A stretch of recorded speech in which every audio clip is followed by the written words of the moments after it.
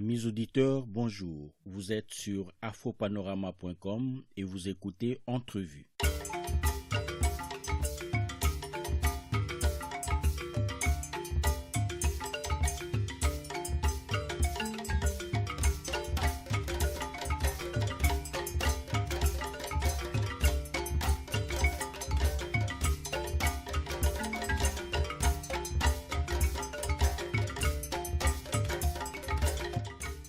Entrevue, production, réalisation et présentation, Mawadi Mpembi.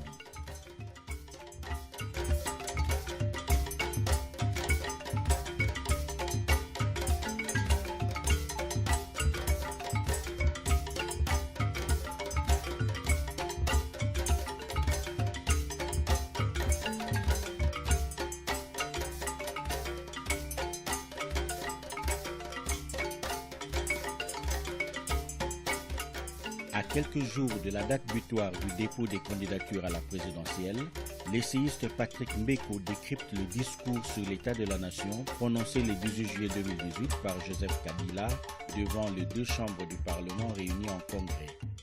Il revient également dans cette entrevue sur le sort de M. Moïse Katumbi et sur le rôle éventuel que pourrait jouer Jean-Pierre Bemba sur la scène politique congolaise. Patrick Mbeko, bonjour. Bonjour, M. Madoua. Patrick Mbeko, vous êtes écrivain, spécialiste des questions géopolitiques et auteur de nombreux ouvrages de référence, dont les deux derniers en date sont Objectif Kadhafi, 42 ans de guerre secrète contre le guide de la Jamaïria arabe libyenne aux éditions Libre et Pensée, et Stratégie du chaos et du mensonge, poker menteur en Afrique de Grand Lac, co-écrit avec Honoré Ngbanda Nzambo aux éditions de l'Érablière. Merci d'avoir accepté de répondre à nos questions. Le 18 juillet dernier, l'actuel chef de l'État du Congo-Kinshasa a prononcé un discours devant les deux chambres du Parlement réunies en congrès. Le discours était très attendu pour la simple et bonne raison que, depuis 2016, toutes les institutions de la République démocratique du Congo sont hors mandat et, selon les accords signés par différents acteurs politiques, des élections doivent se tenir au courant de cette année 2018, en décembre pour être précis. Le président Kabila ne devrait en principe pas briguer un troisième mandat. Cependant, à écouter ses partisans, sa candidature serait toujours d'actualité. Lui-même garde à ce propos un silence énigmatique, refusant jusque-là de s'exprimer clairement sur ses intentions. L'opinion publique espérait être enfin fixée ce jour. Aussi, Joseph Kabila s'est-il permis un préambule humoristique? On peut l'écouter. Pourquoi est-ce que je sens qu'il y a une petite tension dans la salle? C'est précisément parce qu'il y a dans cette salle ceux qui pensent qu'aujourd'hui coûte que coûte impérativement. Quelque part dans mon discours, je dois dire: mesdames et messieurs, comprenez mon émotion.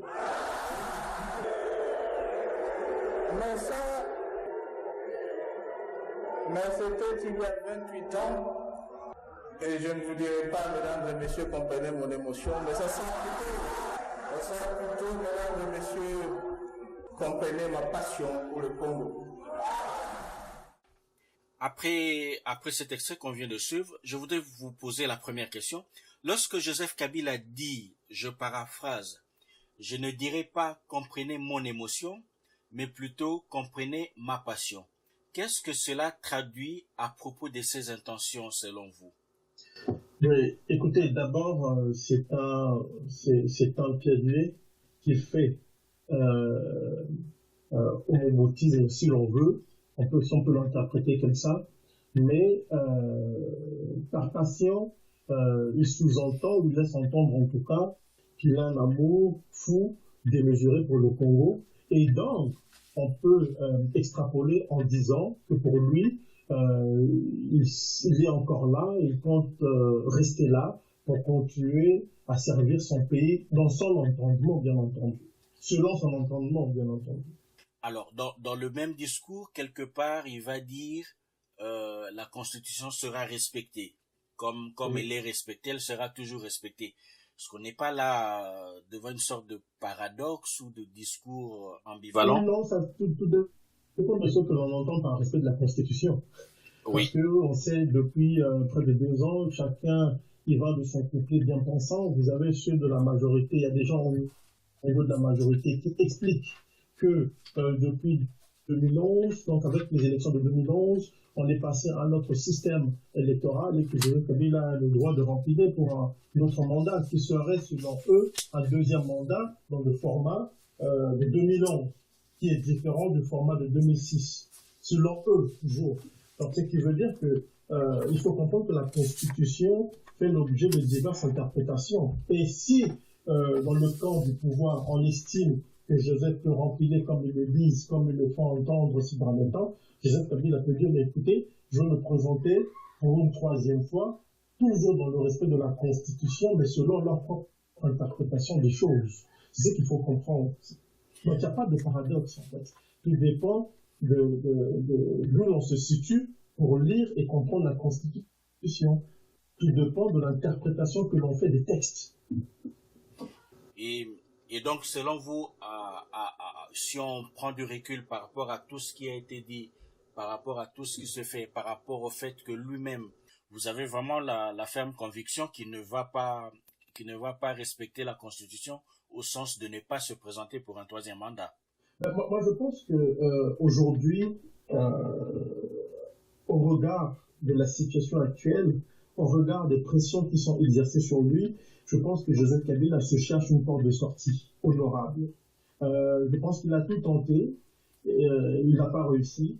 Sa dernière carte, d'après les informations que je possède, était Félix Tshisekedi, qui avait dans un premier temps accepté une sorte de deal pour permettre à ce monsieur d'une certaine manière de glisser une troisième fois ou une seconde fois, mais cela n'a pas marché parce que Moïse Katumbi est intervenu, l'Angola, d'après ce qu'on nous dit, est intervenu aussi, ce qui a fait que Félix Tshisekedi a reculé, donc Joseph Kabila n'a plus de carte ultime à jouer. Il ne faut pas oublier non plus qu'au niveau de la sous-région, ou de la région, en tout cas de la SADC, il n'a plus d'appui. L'Angola, le Zimbabwe, l'Afrique du Sud, qui étaient jusque-là ses soutiens, ne le sont plus puisqu'il y a un changement de garde dans tous ces pays. Son seul soutien aujourd'hui non avoué, mais que l'on connaît, c'est le Rwanda, qui fait comprendre qu'il dit en public qu'il ne veut pas de déstabilisation au Congo, mais qui soutient le régime en souvent des amis qui ont des sources que nous avons du côté de mes amis rwandais. Donc je crois que Joseph Kabila, moi je crois qu'il risque même de surprendre les gens en annonçant qu'il ne va pas se représenter.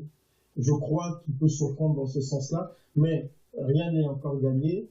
Je crois qu'il va jouer jusqu'au bout la carte de l'opposition pour trouver quelqu'un qui pourra lui permettre de glisser. Mais bon, je ne vois pas qui peut le permettre parce que des grandes figures telles que Félix, Moïse, Jean-Pierre, je ne pense pas que ces gens-là, je pense que Kabila pourra puiser auprès de ces gens-là. Félix a échoué, donc c'était sa carte ultime. Je pense qu'il doit maintenant penser à comment se sortir de ce mauvais pas. Donc on ne peut pas, pour conclure, affirmer hors de tout doute raisonnable que Kabila va se présenter pour un troisième mandat. Ce sera très suicidaire de sa part parce que les parents occidentaux, ceux qui l'ont fait roi, sont déterminés à se défaire de lui et dans la région, il n'a personne pour le soutenir.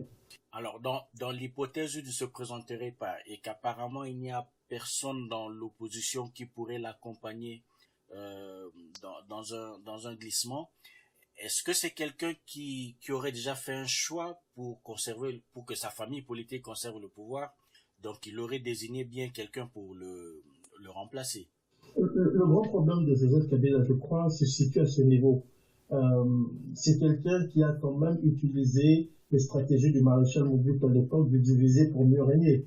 Et ça, c'est une erreur parce que aujourd'hui, la Kabylie, ce qu'on appelle la Kabylie, n'est pas encore homogène. C'est un ensemble de gens qui ont des visions, des idéologies complètement différentes, mais qui se sont alignés derrière un homme par opportunisme. C'est ça le problème de la Kabylie. La Kabylie est un ensemble d'opportunistes. Et ces opportunistes ne sont pas prêts à se faire de cadeaux.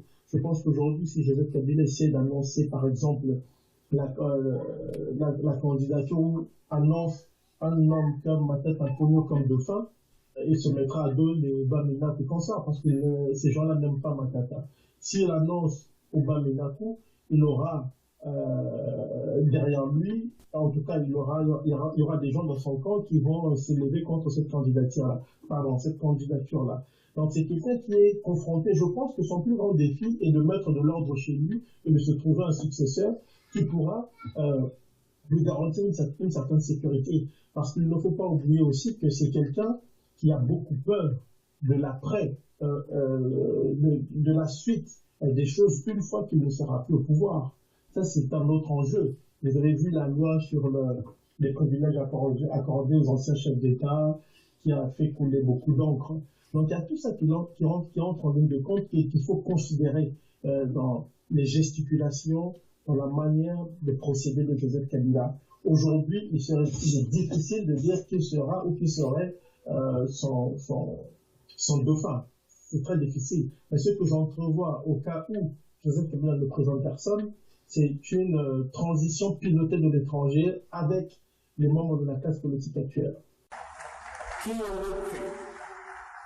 Qui aurait cru que la République démocratique du Congo, qui était devenue la risée du monde, dont on ne parlait plus qu'au passé, parce que quasi inexistante dans le concert des nations, et qui était vouée en tant qu'État à une disparition programmée et certaine, pouvait, grâce aux efforts conjugués ensemble, rebondir sur la scène internationale au point d'être aujourd'hui, au plan géostratégique et économique, le centre de toutes les convoitises, des intrigues diplomatiques, voire même de complots sordides. On va revenir à ce discours des 18 juillet proprement dit. La question que j'ai envie de poser par rapport à cet extrait, c'est celle de savoir est-ce qu'à un moment ou à un autre, vous avez le sentiment, vous partagez le sentiment selon lequel le Congo aurait été oublié dans les enjeux géostratégiques et économiques mondiaux? Écoutez, penser que le Congo a été oublié au niveau des enjeux, c'est faire une fausse lecture. D'abord, il faut dire que Joseph Kabila lui-même est le symbole de ce système de pression et de prédation qui a été mis en place. Donc, quand il prétend que le Congo a été oublié, il omet de dire qu'il est lui-même, en fait, le produit de ce système qui n'a jamais oublié le Congo depuis 1885. Donc là, je remonte à la conférence de Berlin. Donc on ne peut pas dire aujourd'hui, ou il ne peut pas dire ou affirmer que le Congo a été oublié quand lui-même a été le produit de ce système qui n'a jamais oublié le Congo. Et quand il parle d'efforts conjugués pour rebondir sur la scène internationale, il se trompe ou il fait mine de ne pas comprendre qu'il y a une continuité dans la politique de ceux qui sont déterminés à dominer le Congo et à l'exploiter de manière outrancière depuis 1885. C'est ça le problème. C'est un discours qui a été écrit par des gens qui sont soit déconnectés de la réalité ou qui ont voulu faire plaisir au président de la République. Rien de ce qu'il dit ne permet de conclure que le Congo a été oublié de la scène. Le Congo a toujours fait partie des agendas de grandes puissances. La preuve en est qu'aujourd'hui encore, ce pays est toujours là. Aucun des complots, parce que pour son information, les complots n'ont pas commencé avec lui, ils ont commencé avec Lumumba, ils sont poursuivis avec Mobutu. On a eu Laurent Désiré Kabila qui a été éliminé et on a Joseph qui est le produit du complot dont lui-même je parle. Oui, cet extrait du discours est en quelque sorte un peu paradigmatique du contenu général qu'on a entendu, parce que Joseph Kabila semble dresser plutôt un bilan positif de son passage à la tête du pays. Oui, moi je pense que ça ne peut pas surprendre. C'est le propre d'ailleurs des tyrans, des dictatures. Et dans son cas, pour moi, Joseph Kabila n'est même pas un dictateur. Pour moi, c'est un mercenaire. C'est un monsieur qui est arrivé parachuté à la tête du Congo pour accomplir un plan pour le camp de ceux qui l'ont fait roi. Et ceux qui l'ont fait roi, ça aussi bien en Occident qu'en Afrique. Et là, je parle des pays comme le Rwanda, l'Ouganda, à un moment on a parlé de l'Afrique du Sud, de l'Angola, sous Zuma, sous Thabo Mbeki, ou même de l'Angola sous Santos. Eduardo dos Santos, qui a été remplacé tout récemment. Donc, quand Joseph Kabila parle d'un bilan positif, il faut toujours chercher à savoir qu'entend-il par bilan positif. À ses yeux, c'est quoi un bilan positif? Est-ce l'amélioration de la qualité de vie des Congolais ou aussi l'avancement du projet de déstabilisation, de pillage continu à bas bruit de ressources naturelles congolaises? Parce que et là, excusez-moi, je rebondis sur votre première question. Quand il parle de respect de la Constitution, qu'entend-il par là?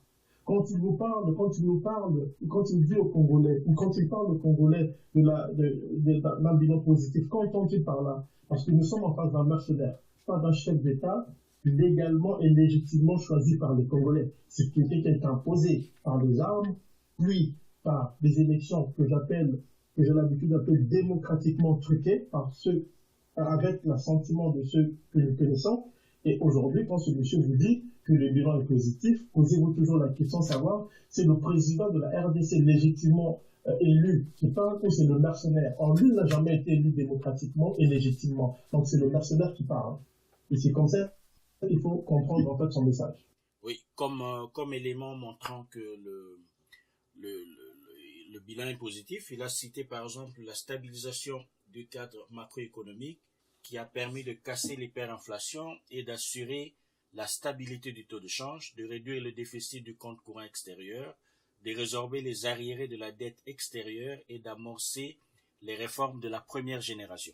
Écoutez, vous savez, parce que je ne veux pas être très technique pour me faire comprendre auprès d'un grand nombre de Congolais qui n'ont pas la maîtrise de ces notions économiques, la seule question de savoir est-ce que les Congolais se retrouvent dans ce discours.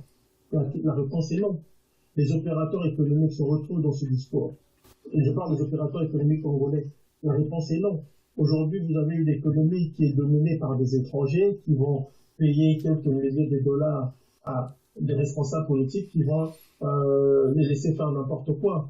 Aujourd'hui, l'économie congolaise nationale congolaise est quasiment inexistante. Vous avez une économie qui est possédée par un groupe de gens liés soit au pouvoir ou ayant des acquaintances avec des intérêts étrangers. Et dans tout ça, les Congolais ne se retrouvent pas. Et au niveau de l'assiette du Congolais, qu'est-ce que l'on voit? Mais juste la couleur de l'assiette. Pour illustrer vos propos, je prends un autre extrait du discours du président Kabila. Il dit c'est ainsi qu'à titre indicatif, la rémunération la plus basse des fonctionnaires de l'État est passée de 35 000 francs congolais en 2010 à 129 000 francs congolais en 2018. Or, si l'on prend le taux de change du franc congolais, par exemple, par rapport au dollar en 2010 et ce qu'il est devenu aujourd'hui en 2018, on se rend compte en fait que le passage de 35 000 francs congolais à 129 000 francs congolais ne correspond en réalité à pas grand-chose comme changement pour les fonctionnaires. Exactement.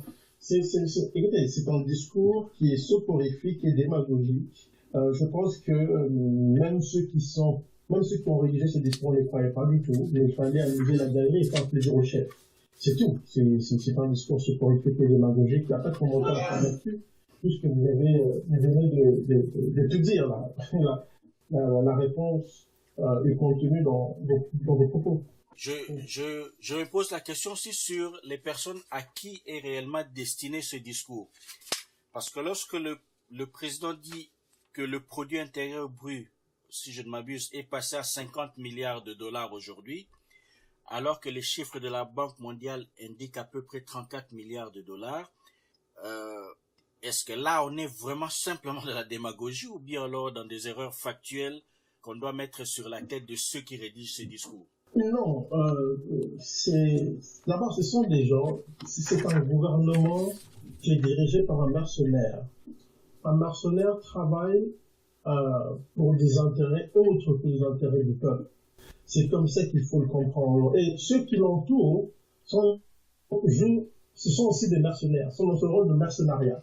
Donc quand ces gens écrivent ce genre de discours, c'est pour le président, ce n'est pas pour le peuple. Personne dans ce pays, en tout cas la grande majorité des Congolais, ne s'intéresse ou ne s'est intéressé à ce qu'a dit Kabila. Au contraire, on a constaté que les gens prenaient ce discours en dérision. On l'a constaté. Et même au niveau de la famille de la majorité présidentielle, j'ai discuté avec des gens qui m'ont dit, écoute Patrick, vous savez, c'est un discours, c'est politique. Personne n'y croit. Alors, c'est au-delà de la démagogie. Il faut comprendre que c'est à l'image du clan mafieux qui dirige ce pays. C'est comme ça qu'il faut le comprendre, parce que dans son discours, il a quand même relevé, si vous le permettez, plusieurs éléments sur le plan sécuritaire. On tue à Béni, on viole des femmes, on nous parle des gens qui viendraient de l'Ouganda, mais nous savons que ces gens-là sont des relais à Kinshasa. Quand on a tué Mamadou Ndala, qui a défendu vaillamment le pays, est-ce qu'il y a eu une enquête sérieuse? Non, le monsieur était enterré dans des conditions que nous savons. Aujourd'hui, Joseph Kabila vient de nommer certaines personnes, certains officiers à des postes stratégiques, à des postes très importants. Je parle ici par exemple d'un gars comme John Mumbi, je parle ici d'un homme comme Tango Fort. Mais qui sont ces gens? Ils ont été cités dans des rapports sur le pillage des ressources naturelles du Congo. Ce sont des gens qui ont été impliqués dans des massacres et surtout qui ont été impliqués dans des actes de haute trahison contre la patrie. Il ne faut jamais l'oublier. Donc, ces gens-là, vous pensez qu'ils travaillent pour le Congo? Ils n'ont que faire du Congo. Donc, le discours de Joseph Kabila, c'est pour amuser la galerie. Et moi, je crois d'ailleurs que ce discours, c'était aussi surtout pour montrer à la communauté internationale, mais voilà, je tiens, je suis là, je suis fort, je n'ai peur de personne. Mais au fond, ça cache aussi un malaise, une grande peur. On veut s'affirmer en sachant très bien qu'on est très faible. Et on s'adresse même plus aux Congolais, on s'adresse à ses amis, on s'adresse à soi-même. En fait, Joseph Kabila ne s'est pas adressé à qui que ce soit, il s'est adressé à lui-même. Voilà. On peut au moins lui reconnaître une certaine forme d'honnêteté lorsqu'il dit, par exemple, cependant, en dépit de ces résultats, il reste vrai qu'en termes de perspective, les conditions sociales de nos populations demeurent globalement préoccupantes en raison du seuil important de pauvreté et particulièrement en milieux ruraux et semi-urbains. Elles devront donc rester au centre de toutes nos politiques publiques. Écoutez, c'est normal parce que vous ne pouvez pas directement dire que notre bilan est catastrophique. Il faut commencer par présenter le côté positif des choses pour culminer avec le négatif en disant que voilà, bien qu'il y ait eu des efforts pour améliorer les conditions de vie des Congolais, il y a quand même du travail à faire. C'est comme ça qu'il faut le comprendre. C'est un discours qui est politique, c'est un discours qui est rodé. C'est le propre des discours démagogiques. C'est-à-dire que oui, effectivement, parce qu'on a quand même, quand on a 0 sur 10, on commence par dire, écoutez, j'avais beaucoup étudié, je pense que j'ai fait des erreurs, mais dans mon développement, c'était correct. Parce que je pense qu'au niveau de la conclusion, il y a eu quand même des erreurs. C'est pour cette raison que le professeur m'a donné 0. C'est comme ça qu'il faut l'interpréter. Mais le bilan, il est catastrophique. Il ne le reconnaît pas. Il est en train, en fait, d'arrondir les points pour donner un sens à son discours et pour légitimer des réalisations qui n'ont jamais existé, excepté dans son esprit, dans l'esprit de ceux qui ont rédigé ce discours. Et donc, le président, il va poursuivre comme pour justifier le fait que les perspectives ne soient pas bonnes pour les populations. Il ajoute, en effet, en plus des efforts en cours tendant à pourvoir dans l'immédiat aux besoins essentiels de notre population, il me semble urgent d'œuvrer dès à présent à la maîtrise du taux de croissance démographique en mettant en place une politique courageuse de planification familiale qui nous permettra, dans le moyen terme, d'accéder aux dividendes démographiques en vue d'une croissance intégrée de notre pays. Donc, dans cet extrait, il semble justifier les difficultés qu'on a actuellement par des problèmes de croissance démographique et il annonce une politique courageuse de planification tout en sachant qu'il est en fin de mandat. Une politique courageuse de planification, ça suppose que le Congo aurait des problèmes démographiques actuellement. Pas du tout. Écoutez, on ne va pas épiloguer longtemps. Je pense que le discours est à la mesure de l'homme et de ceux qui l'entourent. Ce sont des gens qui sont complètement déconnectés de la réalité, qui vivent dans leur monde et qui ne sont pas là pour le bien-être des Congolais. Le Congo n'a pas de problème démographique. Ce problème vient de retour tout d'un coup. Il y a un problème d'hommes. Il y a un problème d'hommes dans ce pays. Et on n'a pas des gens à la belle place pour conduire les Congolais et travailler à l'amélioration de leurs conditions de vie, c'est tout. Il n'y a pas de problème démographique au Congo. Un autre temps fort dans ce discours que l'on pourrait décrypter, c'est l'attachement de Joseph Kabila à la souveraineté du Congo. En tout cas, dans le discours, il dit par exemple que le Congo n'ayant jamais donné de leçons à personne, il n'est pas disposé à en recevoir dans ce domaine. Les caps de troisième consultation électorale fixée en décembre prochain restent donc maintenus. Notre engagement à respecter la Constitution demeure lui aussi non équivoque. Et c'est pour les mêmes raisons, je passe, que nous avons tenu également à affranchir notre processus électoral des contingences du financement extérieur et par conséquent des chantages de tout genre afin de créer les meilleures conditions pour notre peuple, de conférer sa pleine légitimité à ceux et celles qui sortiront vainqueurs de ces consultations. On a là le président Kabila qui est très attaché à la souveraineté, alors qu'à vous entendre parler, c'est quelqu'un qui serait plutôt plus ou moins téléguidé par l'extérieur. Écoutez, moi vous avez cité certains ouvrages que j'ai écrits dans Stratégie du chaos et du mensonge pour qu'un mentor en Afrique des Grands Lacs, écrit avec M. Laurent Manda. Dans ce livre, nous révélons par exemple que la décision de partage de richesses avec le Rwanda, qui avait été relayée par Nicolas Sarkozy lors de sa visite à Kinshasa en 2009, et le fait même de Joseph Kabila. En 2005, lors de l'investiture de le président qui était de Tanzanie, Joseph Kabila avait rencontré Paul Kagame en privé, et les deux hommes se sont entendus sur le partage des richesses entre le Congo et le Rwanda. Qu'est-ce que cela veut dire quand on sait que le Rwanda, selon plusieurs rapports des Nations Unies et non Patrick Neko, a tué des Congolais, pillé des ressources naturelles de ce pays et continue à entretenir l'instabilité, même après les élections démocratiquement truquées de 2006 et 2011, et avec un Joseph Kabila à la tête de ce pays. Mais il est connu que Joseph Kabila ne travaille pas pour les intérêts du Congo. Je vais vous faire une confidence. Je vais vous raconter l'anecdote d'une discussion avec un responsable des Nations Unies qui a enquêté au Congo. Vous savez pourquoi est-ce qu'il n'existe pas, pourquoi est-ce qu'il n'y a pas de tribunal pénal international pour le Congo? Parce que quand l'idée a été avancée, Joseph Kabila s'y est opposé. Est-ce que ce monsieur travaille pour la souveraineté du Congo? J'en doute fort. Nous allons continuer à décrypter ce discours, mais aussi en lien avec l'actualité. Donc, il reste quelques jours avant la date butoir pour le dépôt des candidatures à la présidence. Entre-temps, on a enregistré le retour du sénateur Jean-Pierre Bemba Gombo, qui a été acquitté à la CPI pour les crimes dont il était accusé, en lien avec les atrocités commises par des troupes du MLC qui étaient envoyées en République centrafricaine et qui étaient sous le commandement de l'ancien président Ange Félix Patassé.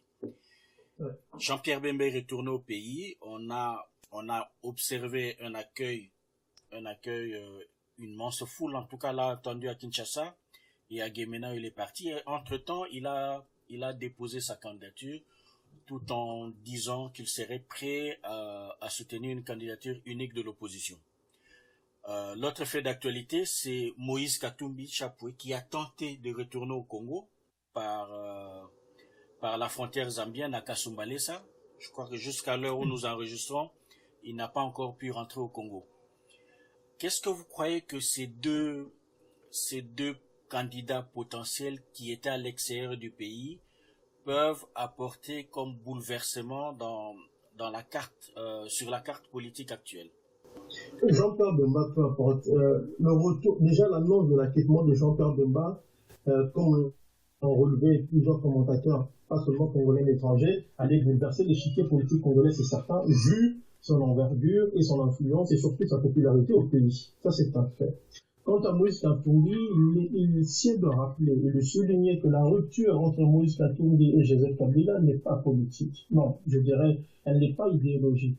Les deux hommes sont à couteau tiré parce que Joseph Kabila a refusé de faire de Moïse Katumbi son dauphin. C'est le problème. Et Katumbi lui-même a dit Joseph Kabila était un bon président jusqu'en décembre 2016. Ça en dit long sur l'homme. Maintenant, sur la manière dont ces deux hommes ont été traités, il faut rappeler que Jean-Pierre Bemba a conservé son statut de sénateur et que le pouvoir de Kabila n'a pas d'emprise sur lui. Mais il ne faut pas non plus ignorer le fait que dans ces genres d'affaires, il y a toujours des interventions qui sont faites sur la table, si on veut, hein, pour utiliser l'expression.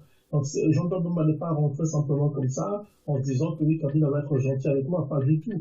Je peux vous dire, je peux vous certifier que Kabila se méfie beaucoup de Jean-Pierre Bemba.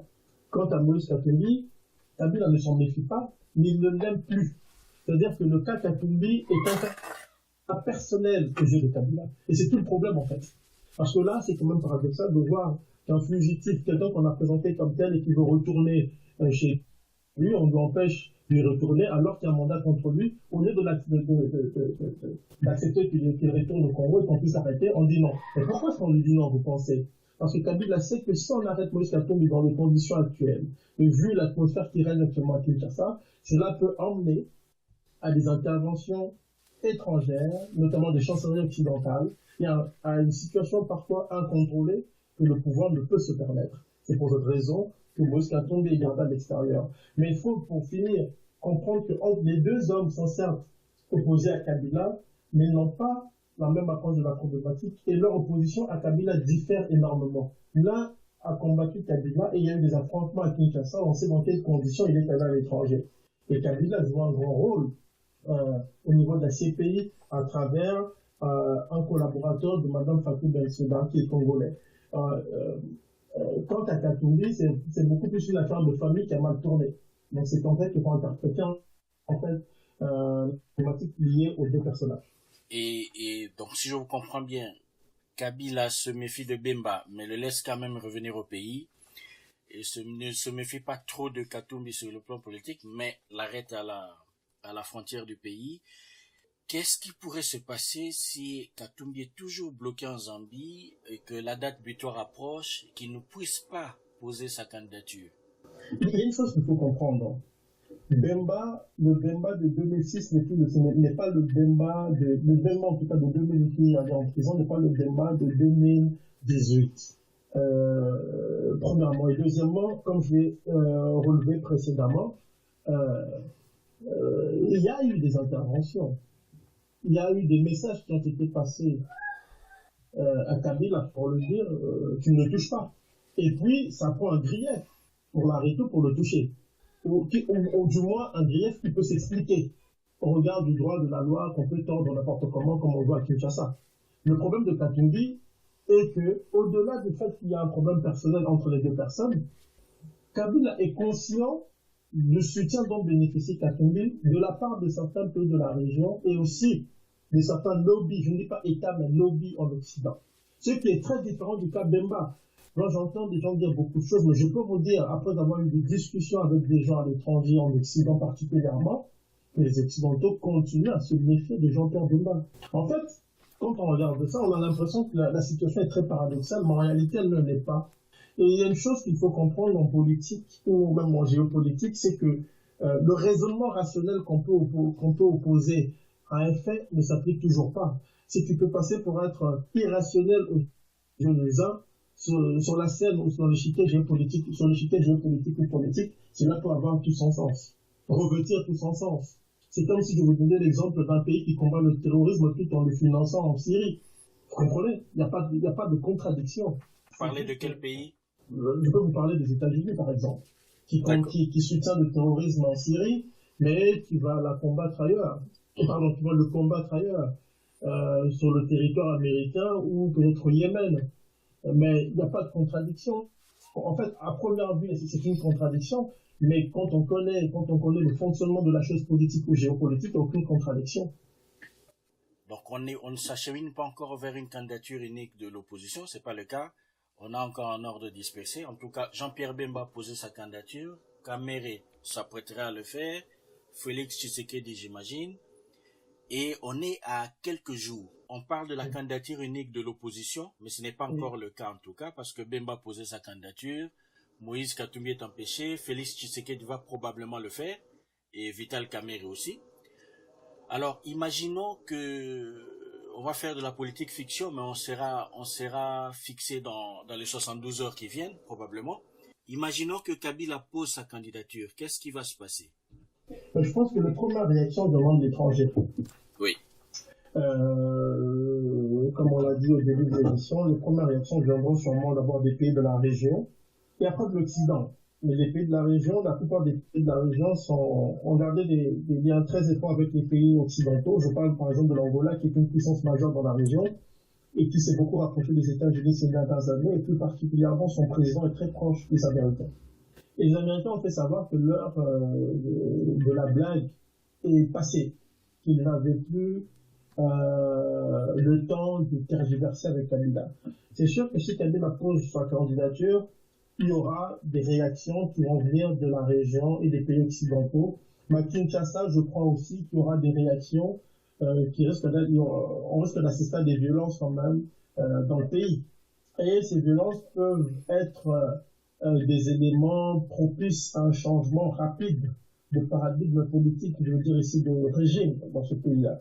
Parce que nous sommes actuellement dans une dynamique de changement de régime aux yeux de l'Occident, une dynamique de passation de pouvoir pacifique aux yeux de la région, au niveau de la sous-région, et d'élections au niveau national. Mais si ça ne passe pas, si Kabila s'impose à nouveau, je pense que personne ne le laissera passer et ça risque de dégénérer. Il y a de fortes chances que ça bouge violemment. Qu'est-ce que vous pensez de l'attitude de l'opposition générale par rapport au sort de Moïse Katumbi? Moi, je pense qu'il y a une solidarité qui s'affiche. Moi, je le comprends. Je ne partage pas le point de vue de Moïse Katumbi, mais je ne suis pas au pays. Je reste pragmatique. Nous, on peut, de l'étranger, donner nos points de vue, critiquer, mais il faut être pragmatique et regarder ce qui se passe sur place. Moïse Katumbi bénéficie d'un soutien au niveau du Katanga. Ce sont nos compatriotes congolais. Et il y a une certaine opposition qui lui apporte quand même son soutien aussi. Maintenant, moi, je crois que au-delà du soutien qu'on apporte aux uns aux autres, il faut, s'il y a une candidature, s'il devrait y avoir candidature commune, elle doit se faire sur la base d'un projet de société et non des armes. Il faut que les gens s'accordent sur ce qu'ils peuvent offrir ou ils doivent offrir aux Congolais. C'est ça qui est le plus important. Mais quand j'entends Moïse Katumbi dire que Kabila était un bon président en 2016, je doute fort que ce monsieur apporte quoi que ce soit de nouveau aux Congolais, à part pérenniser le système auquel les assistants et que les Congolais combattent de toutes leurs forces. On peut parler surtout, je crois qu'il faut, ils doivent faire montre de responsabilité, se placer au-dessus de la mêlée et privilégier le bien-être des Congolais et non le positionnement de tout un chacun. Je suis totalement d'accord avec ceux qui pensent qu'il n'y a pas d'alliance politique sans retour d'ascenseur de part et d'autre. Ça, c'est très normal. Mais il faut regarder le peuple congolais et surtout mettre de l'avant celui qui est capable de relever ce défi. Personnellement, je vous le dis honnêtement, je ne pense pas que nous ayons dans ce pays des gens capables de relever le défi auquel le Congo est confronté. Jean-Pierre Bemba peut le faire, pourrait le faire sur le court et le moyen terme, mais sur le long terme, ça prend quelqu'un qui a une très grande vision pour ce pays et qui est capable de rompre avec l'ordre cannibale ancien. Si vous pensez qu'il n'y a personne qui puisse le faire actuellement au pays, d'où viendrait alors la personne providentielle? Non, je ne dis pas que je ne dis pas qu'il n'y a personne dans le pays. Je dis que quand vous regardez l'échiquier politique actuel, je ne vois personne, excepté à la limite, je pèse le mot, Jean-Pierre Bemba qui peut relever le défi sur le court et le moyen terme.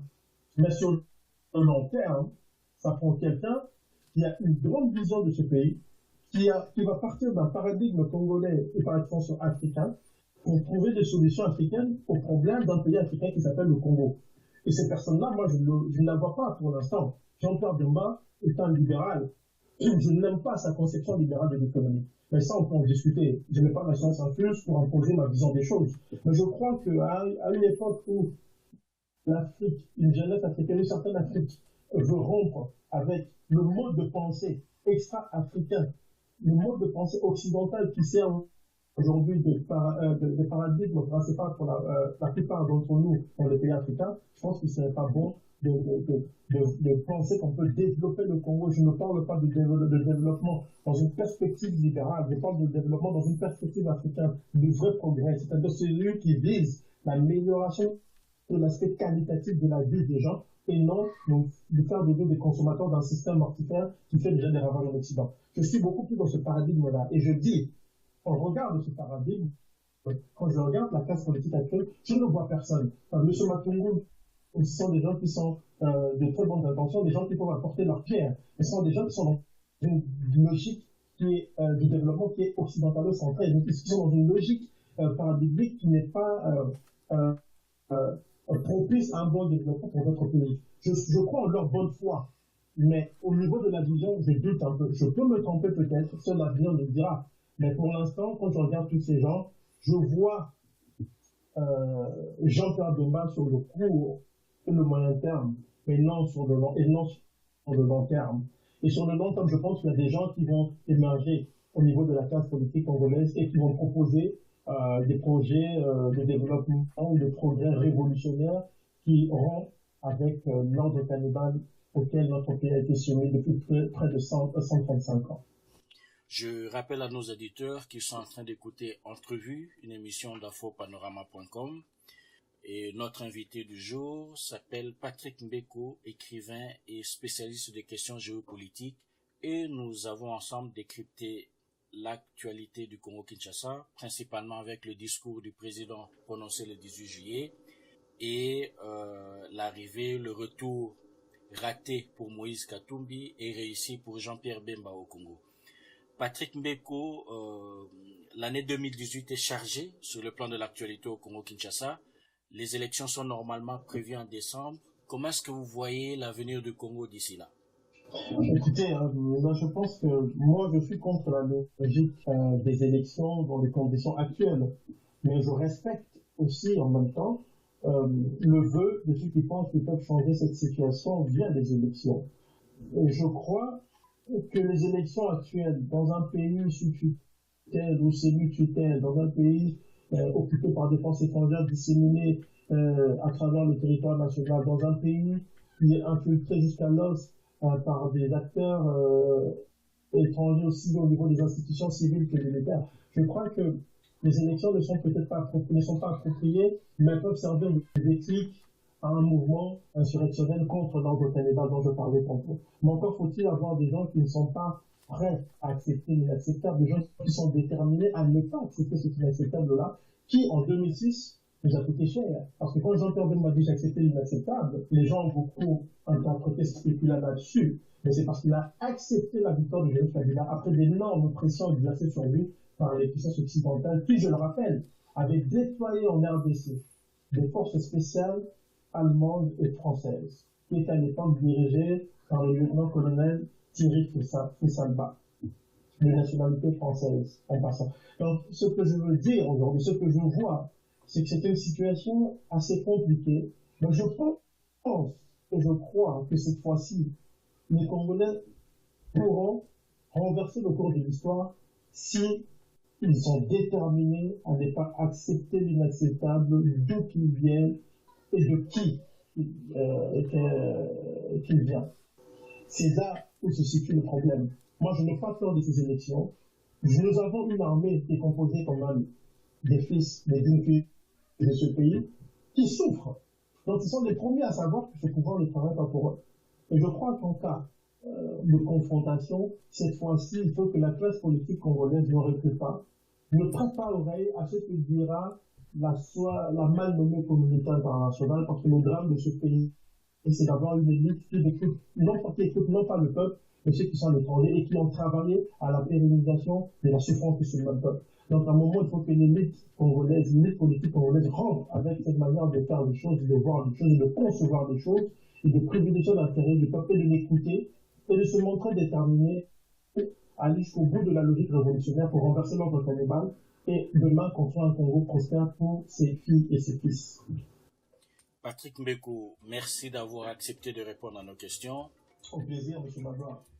Amis auditeurs, vous venez de suivre Entrevue, une émission d'infopanorama.com, et notre invité aujourd'hui, c'était M. Patrick Mbeko, écrivain et spécialiste des questions géopolitiques et auteur de nombreux ouvrages de référence, dont les deux derniers en date sont Objectif Kadhafi, 42 ans de guerre secrète contre les guides de la Jamaïria arabe libyenne aux éditions Libre Pensée, et Stratégie du chaos du mensonge, Poker menteur en Afrique du Grand Lac, co-écrit avec Honoré Mbrandanzambo aux éditions de l'Érablière. Patrick Mbeko, merci et à la prochaine. C'est moi pour vous remercier.